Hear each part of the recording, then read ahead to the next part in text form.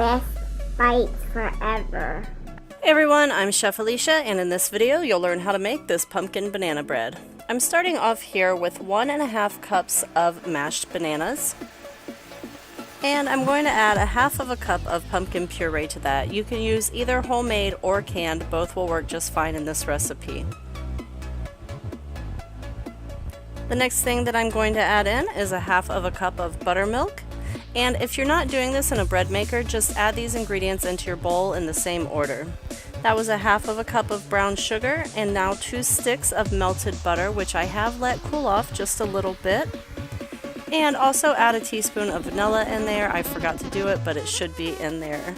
I'm going to kind of stir this around because it's a pretty thick mixture and it's a little bit difficult for my bread maker to do it for me, so I just kind of stir it up a little bit. Now I'm adding in 1/2 cup of honey.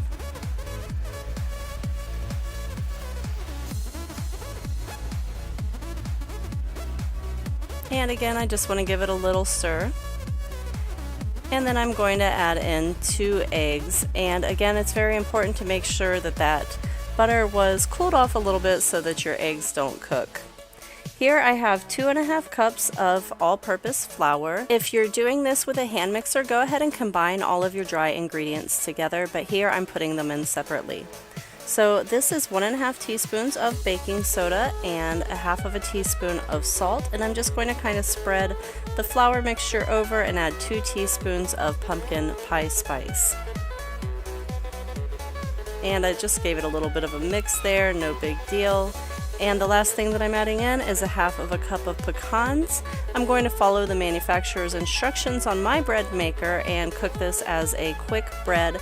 If you are not doing this in a bread maker, you should bake it at 350 degrees Fahrenheit for about an hour until a toothpick inserted into the middle comes out clean.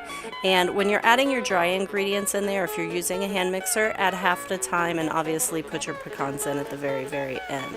So this is all finished baking, and I'm just going to run my little plastic knife around the outside edges to kind of loosen it up, and then I'm going to place it onto a cooling rack until it is completely cool, and this takes a couple of hours, and then I'm going to cut it into beautiful slices and maybe even have some vanilla ice cream with it. And this is what it looks like all plated up. Hi again everyone, thank you so much for watching my video. Please give it a thumbs up or a like or whatever you want to call it. Also share it with all of your friends because sharing is caring. And if you're not already a subscriber, please go ahead and click on the subscribe button and be a subscriber now because you don't want to miss any of the upcoming awesomeness that's coming because it's awesomeness. And you can find me on my other social media including Facebook, Twitter, Instagram, Google+, and bestbitesforever.com, which is my blog. And yeah, I'll see you in the next video. Happy cooking, everyone.